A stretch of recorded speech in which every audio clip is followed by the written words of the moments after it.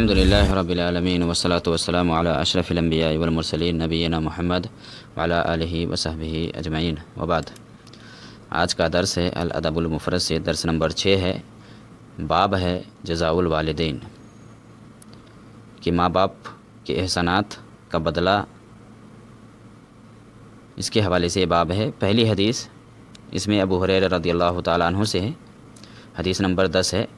عن ابی ہریرہ رضی اللہ تعالی عنہ عن النبی صلی اللہ علیہ وسلم قال لا یجزی والد والدہ الا ان یجدہ مملوکا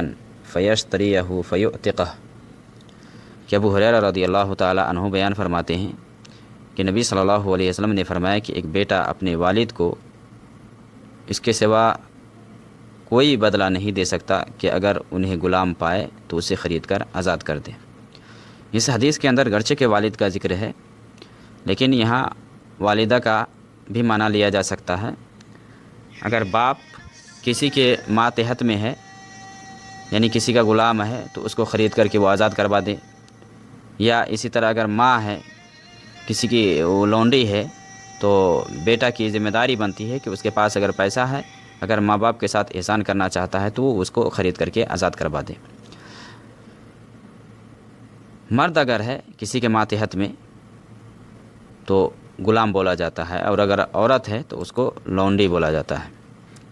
اور اس حدیث سے اس کا مطلب یہ نہیں کہ بیٹا اپنے باپ کو خرید کر کے اپنا غلام بنا لے، یا اس کی ماں کسی کی ملکیت میں ہے، کسی کی لونڈی ہے تو اسے خرید کر کے اپنی لونڈی بنا لے، ایسا نہیں ہے۔ کیونکہ بیٹا جیسے ہی اپنی ماں اور باپ کو خرید کر کے آزاد کرے گا یا چھڑائے گا نا، ویسے ہی وہ آزاد ہو جائیں گے دونوں۔ تو اس حدیث کے اندر اسی کی طرف اشارہ ہے کہ ماں باپ کے ساتھ نیکی، چونکہ یہ بہت ہی اہم بدلہ ہے ان کے ساتھ احسان کرنا، تو ان میں سے ایک یہ ہے کہ اگر ان کو کسی کے ہاں غلام پائے، الا ان یجدہ مملوکا، یعنی غلام ہے یا لونڈی ہے، فیشتریہ، تو اسے خریدے، یعنی مالک کا جو پیسہ ہے یا اس کی جو قیمت ہے وہ قیمت ادا کر دے، فیعتقہ، اور اپنے ماں باپ کو آزاد کروا دے۔ کیونکہ ملکیت، عبدیت، یہ ایک ہلاکت کے سبب میں سے ہے، یعنی ہلاک ہونے والے جیسے ہیں، اور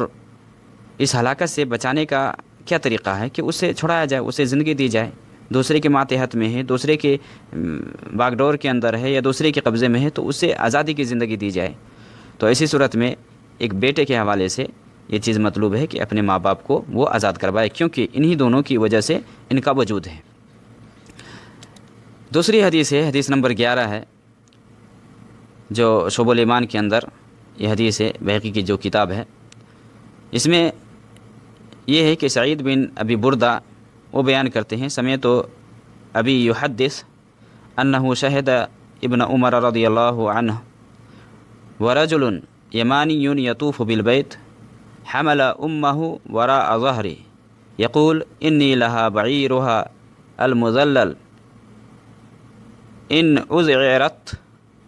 اذعرت رکابها لم أذعر، ثم قال يا ابن عمر أتراني جزيتها؟ قال لا، ولا بزفرة واحدة. ثم طاف ابن عمر فأتى المقام فصلى ركعتين، ثم قال يا ابن أبي موسى إن كل ركعتين تكفران ما أمامهما۔ اس میں ہے کہ عبداللہ ابن عمر رضی اللہ تعالیٰ عنہ ایک بار، اس کے حوالے سے یہ بیان ہے، وہ سعید بن ابی بردہ وہ بیان کرتے ہیں کہ میں نے اپنے والد ابو بردہ کو یہ فرماتے ہوئے سنا کہ عبداللہ ابن عمر رضی اللہ تعالیٰ عنہ کے پاس تھے ایک مرتبہ، اور یہ ایک یمنی آدمی اپنی ماں کو اپنے پیٹھ پر اٹھا کر کے بیت اللہ کا طواف کروا رہا تھا، اور کہہ رہا تھا، یہ شعر پڑھ رہا تھا۔ شعر کیا ہے کہ انی لہا بعیرہا المذلل ان اذعرت رکابہا لم أذعر۔ وہ یہ بیان کر رہا تھا کہ میں اس کے لیے ایک سواری کا اونٹ ہوں، یعنی ماں کے لیے بولا تھا کہ میں اس کے لیے ایک سواری کا اونٹ ہوں، جب سواروں کو ڈرایا جائے تو میں ڈرتا نہیں۔ اشارہ یہ تھا ماں کی طرف کہ ماں کے ساتھ نیکی کرنے کے حوالے سے، کہ ماں کو اپنی پیٹھ پر اٹھا کر کے وہ طواف کروا رہا تھا۔ تو اس آدمی نے عبداللہ ابن عمر رضی اللہ تعالی عنہ کو کہا کہ کیا آپ کی کیا رائے ہے، یا آپ کی کیا رائے ہے کہ کیا میں نے اپنی والدہ کا جو بدلہ ہے یا احسان ہے اس کا میں نے چکایا ہے یہ کر کے؟ تو عبداللہ ابن عمر نے جواب دیا کہ نہیں۔ قال لا ولا بظفرۃ واحدہ، ایک سانس کا بدلہ بھی تو نہیں چکایا ہے۔ یعنی یہاں زفرہ بولا جاتا ہے، جیسے ہم سانس لیتے ہیں نا، ایک سانس لیتے ہیں دوسرا چھوڑتے ہیں نا، اس سے تعبیر کیا گیا ہے، یا ایک آہ یا ایک بکا کا بھی بدلہ نہیں چکایا ہے۔ یہ حضرت عبداللہ ابن عمر نے اس سے کہا۔ پھر عبداللہ ابن عمر رضی اللہ تعالیٰ عنہ نے طواف مکمل کرنے کے بعد مقام ابراہیم کے پاس آ کر کے 2 رکعت نماز ادا کی، اور پھر وہ کہہ رہے ہیں کہ اس سے یعنی اس آدمی سے انہوں نے کہا کہ اے ابو موسیٰ کے بیٹا، یہ بردہ جو ہے ابو بردہ، یہ ابو موسیٰ اشعری کے بیٹا تھے، تو ان سے کہا کہ یاد رکھو ہر 2 رکعت نماز اس گناہ کے لیے کفارہ بن جاتی ہے جو اس سے پہلے آدمی کیا ہوتا ہے۔ اس حدیث کے اندر جو مسئلہ ہے وہ یہ ہے کہ جو ابو بردہ ہے وہ ابو موسیٰ اشعری رضی اللہ تعالی عنہ کے یہ صاحبزادے یعنی لڑکا تھے، اور عبداللہ ابن عمر نے ایک آدمی کو طواف کرتے ہوئے دیکھا ایسی حالت میں کہ وہ اپنی ماں کو اپنے کاندھے پر اٹھائے ہوا تھا، پیٹھ پر اٹھائے ہوا تھا، اور یہ کہہ رہا تھا کہ میں تمہارے لیے سواری ہوں، اگر سواری کو ڈرایا جائے تو میں ڈرنے والا نہیں ہوں، اور اشارہ اس بات کی طرف تھا کہ ماں کی اطاعت اور فرمانبرداری میں میں پیچھے ہٹنے والا نہیں ہوں، اٹھا کر کے۔ اور انہوں نے یہ بھی پوچھا کہ کیا یہ احسان کا بدلہ ہے، یا میں نے چکا دیا احسان کا بدلہ اتنا کر کے کہ اٹھا کر کے اس کو طواف کروا رہا ہے، تو کیا میں اس کے احسان کا بدلہ چکا دیا؟ تو عبداللہ بن عمر نے کہا کہ نہیں، ایک سانس کے بدلے بھی تو اس کا احسان نہیں چکا سکا ہے۔ جیسے اللہ نے قرآن کریم کے اندر فرمایا حل جزاء الاحسان الا الاحسان، ماں کے احسان کا بدلہ کون چکا سکتا ہے؟ کوئی چکا سکتا ہے دنیا میں؟ نہیں، کتنوں کر لے، کیونکہ ماں نے جس پریشانی جس مصیبت سے اس کو پالا اور پوسا ہے اور اس کی پرورش کی ہے وہ بالکل واضح ہے۔ ولادت سے لے کر یا اس سے پہلے کا جو مرحلہ ہے پیٹ میں، اس کے بعد سے جب پیدا ہوا، دودھ چھڑانے کا معاملہ، جو کچھ بھی ہے، یہ سب بہت ہی اہم کام ہے۔ اور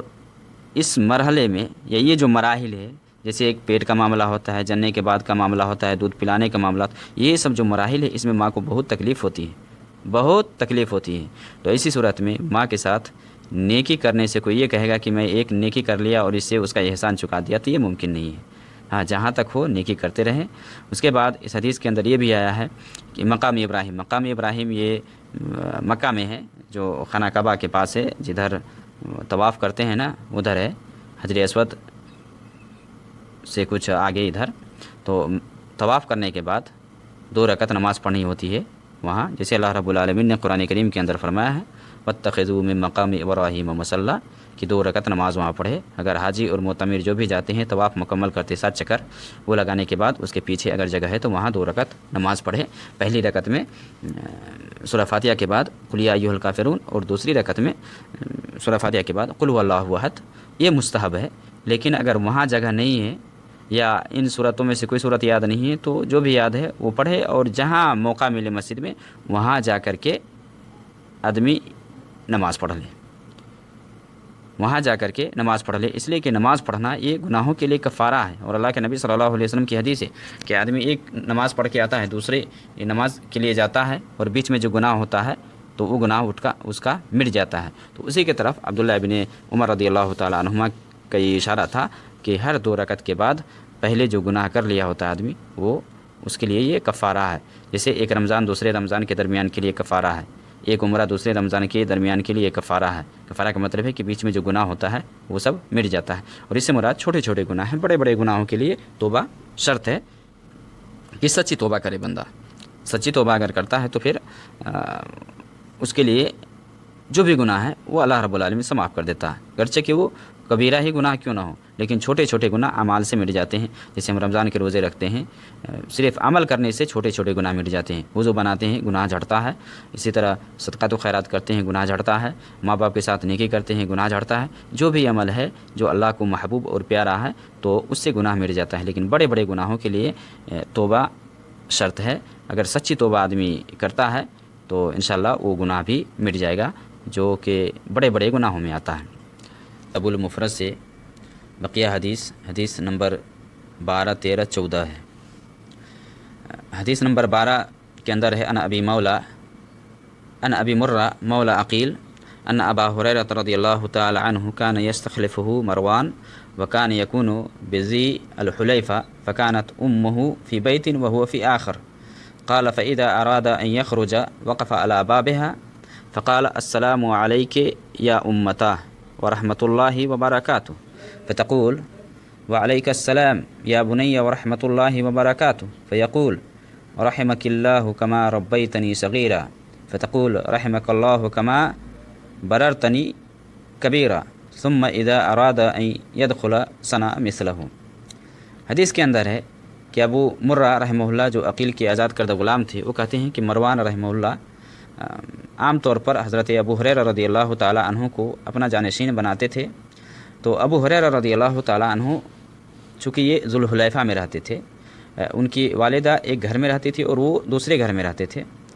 ابو مرہ وہ کہتے ہیں کہ ابو ہریرہ رضی اللہ تعالی عنہ جب ذوالحلیفہ سے باہر جانے کا ارادہ کرتے تھے تو اپنی والدہ کے دروازے پر وہ کھڑے ہوتے اور وہاں جا کر کے سلام کرتے اور کہتے کہ اے میری ماں، آپ پر سلامتی ہو، اللہ کی رحمت ہو اور برکتیں ہوں۔ اس کی ماں جواب میں کہتی کہ اے میرے بیٹے، تم پر بھی سلامتی ہو اور اللہ کی رحمت ہو اور اس کی برکتیں ہوں۔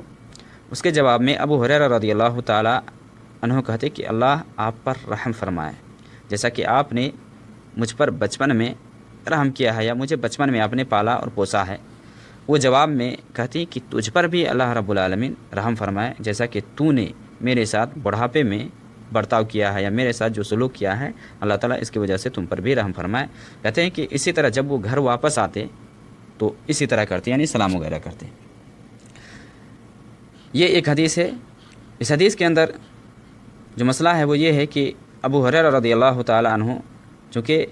یہ مدینہ جاتے تھے کچھ دین وغیرہ سیکھنے کے لیے، پہلے نبی صلی اللہ علیہ وسلم کے زمانے میں رہتے تھے تو نبی کریم صلی اللہ علیہ وسلم کی مصاحبت زیادہ اختیار کی ہے اور اس لیے ان سے بہت زیادہ حدیث وارد ہے۔ مروان کے زمانے میں ان کو خلیفہ بنایا جاتا تو یہ ذوالحلیفہ چونکہ مدینہ سے تقریباً 50 کلومیٹر دور ہے۔ ذوالحلیفہ جو اہل مدینہ کا اور اس سے جو گزرنے والے ہیں اس کا میقات ہے، وہاں سے آ کر کے وہ لوگ حج یا عمرہ کی نیت کرتے ہیں، یا عراق والے سب جو بھی ادھر سے آتے ہیں سب وہاں آ کر کے نیت کرتے ہیں، یعنی نیت کرنے سے مراد وہاں احرام لگاتے ہیں اور حج اور عمرہ کی نیت تلبیہ پکارتے ہیں وہاں سے ذوالحلیفہ سے۔ اور مکہ کے لیے جو مواقیت ہے نا، مکہ میں جانے کے لیے 5 میں سے ایک یہ مواقیت ہے، یہ میقات جو سب سے زیادہ دور ہے مکہ سے۔ تو ذوالحلیفہ میں چونکہ یہ رہا کرتے تھے ابو ہریرہ رضی اللہ تعالیٰ عنہ، تو کبھی گھر سے باہر جانا ہوتا تو اپنی ماں سے، جو اس کی ماں دوسرے روم میں رہتی اور یہ کسی اور روم میں رہتے، تو اپنی ماں کو یہ آواز دیتی ہے۔ اور اس میں ایک ادب سکھایا گیا ہے کہ دوسرے کے یہاں جائے تو ہم کیسے ان سے ہم ابتدا کریں، کس حساب سے۔ تو وہ جا کر کے سلام کرتے تھے، یعنی باہر ہی سے جا کر کے آواز دیتے تھے بلند آواز سے، اور اس کے بعد ان سے سلام کرتے تھے اور سلام کے بعد ان کے لیے دعا دیتے تھے کہ اللہ تعالیٰ پر رحم کرے کہ آپ نے میرے ساتھ ایسا کیا ہے ویسا کیا ہے۔ تو ماں بھی ادھر سے جواب دیتی اور کہتی کہ اللہ تعالیٰ تجھ پر بھی رحم کرے اور تو نے میرے ساتھ ایسا کیا ہے ویسا کیا ہے،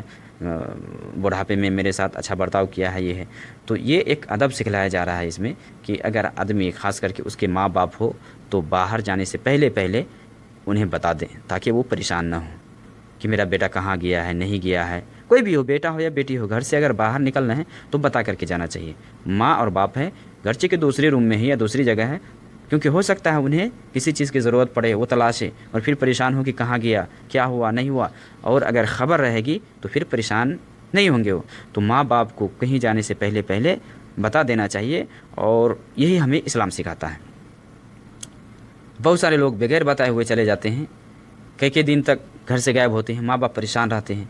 اور یہ سوچتا ہے کہ میں بہت عقلمندی کا کام کرتا ہوں، حالانکہ یہ غلط ہے، یہ غلط ہے۔ ماں باپ اگر گھر پر ہے تو انہیں بتا کر کے جائیں کہ میں فلاں جگہ جا رہا ہوں، اور یہ ادب اس حدیث کے اندر ادب مل رہا ہے کہ ہمیں کیسے ماں باپ کے ساتھ پیش آنا ہے، اور اگر ماں باپ اگر دوسری جگہ ہے تو ہمیں انہیں کیسے بلانا ہے اور کس حساب سے ہے۔ تو سلام سے ابتدا کرے، اس کے لیے دعائے خیر کرے، اور سامنے والے کو بھی چاہیے کہ اگر وہ اس کے ساتھ نیکی کر رہا ہے تو نیکی کے ساتھ اس کے ساتھ پیش آئے اور ان کے لیے جواب میں دعا دے، ان کے لیے دعا دے۔ تو ذوالحلیفہ چونکہ یہ مدینہ سے 50 کلومیٹر تقریباً دور ہے مکے کی طرف، تو وہاں حضرت ابو ہریرہ رضی اللہ تعالیٰ عنہ عام طور سے رہا کرتے تھے، اور ان کی ماں بھی وہیں رہتی تھی۔ تو ان کی جو ماں ہے، ان کی ماں کے حوالے سے آتا ہے کہ پہلے جب اسلام نہیں لائی تھی تو ایک مرتبہ یہ بہت کوشش کیے، تو اس کی ماں نے کھانا پینا بھی چھوڑ دیا اور یہ کہا کہ نہیں، تم اس دین کو، اسلام کو چھوڑ دو۔ تو ابو ہریرہ رضی اللہ تعالیٰ عنہ نے کہا کہ نہیں، ایسا نہیں ہو سکتا ہے، میں اسلام کو نہیں چھوڑ سکتا۔ تو اس واقعے کے حوالے سے خلاصہ یہ ہے کہ حضرت ابو ہریرہ نے اپنی ماں کو اسلام لانے کے لیے بہت کوشش کی، یہاں تک کہ اس کی ماں اسلام نہیں لا رہی تھی، تو اللہ کے نبی صلی اللہ علیہ وسلم کے پاس ایک دن گئے اور کہا کہ اللہ کے نبی صلی اللہ علیہ وسلم، آپ میری ماں کے لیے دعا کر دیجئے تاکہ وہ اسلام لے آئے۔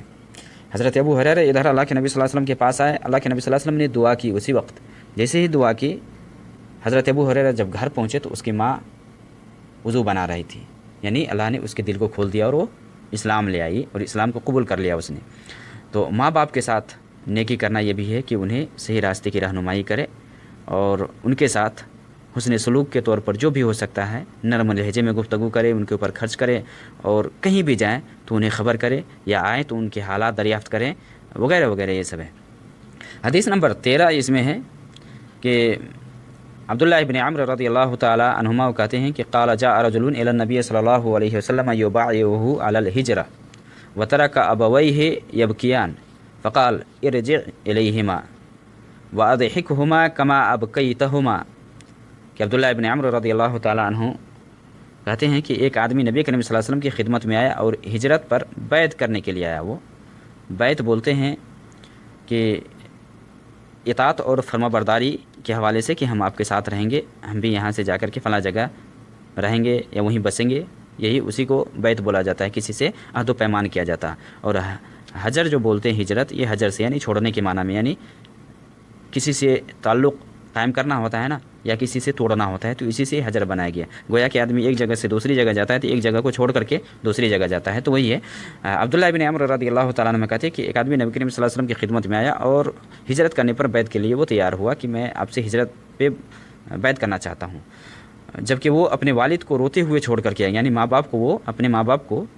روتے ہوئے چھوڑ کر کے آئے، ان کے ماں باپ نہیں چاہ رہے تھے کہ ایسا ہو۔ تو آپ صلی اللہ علیہ وسلم نے فرمایا ارجع الیہما، جاؤ ان دونوں کے پاس اور انہیں ہنسا کر کے واپس آنا، انہیں رلا کر کے نہیں، ہنسا کر کے۔ تو اولاد کی ایک ذمہ داری بنتی ہے کہ اپنے ماں باپ کے ساتھ اس طرح سے برتاؤ کرے۔ تو یہاں ہجرت کا جو معنی ہے وہ تو بالکل واضح ہو گیا۔ ہجرت دو معنوں میں استعمال ہوتا ہے عام طور سے۔ اللہ رب العالمین نے قرآن کریم کے اندر فرمایا ہے ان اللہ اشتری من المؤمنین انفسهم واموالهم بان لهم الجنہ، کہ اللہ رب العالمین نے مسلمانوں سے ان کی جان اور ان کے مالوں کو اس بات کی عوض خرید لیا ہے کہ ان کے لیے جنت ہے۔ ایک تو یہ ہے کہ صحابہ کرام اللہ کے نبی صلی اللہ علیہ وسلم کے پاس آتے، مال کی اگر ضرورت پڑتی جنگ وغیرہ کے حوالے سے، اللہ کے نبی صلی اللہ علیہ وسلم کے حوالے کر دیتے کہ یہ لیجئے۔ جیسے ابو ہریرہ، ابو بکر صدیق رضی اللہ تعالیٰ عنہ، حضرت عمر وغیرہ، یہ سب اللہ کے نبی صلی اللہ علیہ وسلم کے پاس مال لا کر کے جمع کرتے تھے، مال اور جان، بلکہ جان بھی دے دیتے تھے کہ آپ کے لیے سب کچھ ہے یہ۔ تو اس کے بدلے اللہ رب العالمین نے اس کے لیے جنت تیار کر رکھا ہے۔ ایک ہجرت تو یہ ہے کہ اللہ کے راستے میں جان اور مال کو خرچ کرنا ہے اور کچھ بھی لے کر کے نہ آئے، اور دوسرے یہ ہے کہ ایک جگہ سے آدمی دوسری جگہ ہجرت کر کے جائے، ایک جگہ سے دوسری جگہ ہجرت کر کے جائے اسلام کو بچانے کے لیے یا اسلام کو برقرار رکھنے کے لیے۔ جیسے صحابہ کرام نے مکہ چھوڑ کر کے مدینہ جا کر کے ہجرت کی، وہاں بسے، تو یہ دونوں معنی میں استعمال ہوتا ہے۔ تو جو آدمی بھی ایسا کرتا ہے تو اس کو ماں باپ اگر مسلمان ہیں تو ان کو چاہیے کہ ان کے ساتھ نرمی برتاؤ کرتے ہوئے اجازت لے کر کے آئیں، یعنی بغیر اجازت کے وہ نہ آئے۔ ہاں، اگر جنگ کا معاملہ ہو جہاں فرض عین ہو جائے کہ ہر آدمی کو نکلنا ہے جنگ میں، تو ایسی صورت میں ایک الگ بات ہو جاتی ہے، لیکن وہاں نکلنے کے حوالے سے کہ ماں باپ سے اجازت لے کر کے نکلے، اگر وہ رو رہے ہوں تو انہیں سمجھا بجھا کر کے آئیں تاکہ انہیں پریشانی نہ ہو۔ اگلی حدیث اس میں حدیث نمبر 13 ہے، جس کا خلاصہ کلام اس میں بھی یہی ہے کہ ابو ہریرہ رضی اللہ تعالیٰ عنہ جو ام ہانی بنت ابی طالب کے جو آزاد کردہ غلام تھے، وہ بیان کرتے ہیں کہ وہ حضرت ابو ہریرہ رضی اللہ تعالیٰ عنہ کے ساتھ ان کی زمین عقیق کی طرف گئے۔ وہی حدیث جو ابھی اوپر پڑھ چکے ہیں ذوالحلیفہ کے حوالے سے۔ تو جب ابو ہریرہ رضی اللہ تعالیٰ عنہ اپنی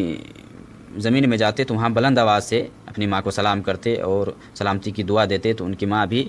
جواب میں دعا دیتی اور جواب دے کر کے دعا وغیرہ دیتی، یہی ہے۔ تو اس حدیث کے اندر یہ بھی ہے کہ حضرت ابو ہریرہ رضی اللہ تعالیٰ عنہ کے حوالے سے آیا ہے کہ ان کا نام عبداللہ ابن عمرو ہے، عبداللہ ابن عمرو ہے۔ عبداللہ ابن عمرو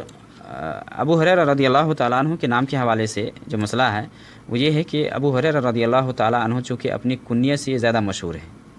اپنی کنیت سے زیادہ مشہور ہیں، اور ان کے نام میں بہت سارے اقوال ہیں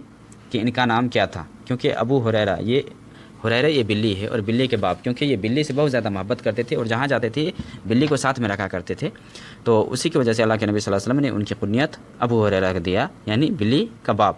تو یہ اپنی کنیت سے زیادہ مشہور ہے، لیکن اس کے نام کے حوالے سے مختلف اقوال آتے ہیں، جن میں سب سے زیادہ جو مشہور ہے وہ یہ ہے کہ ان کا نام عبد الرحمن ابن صخر تھا،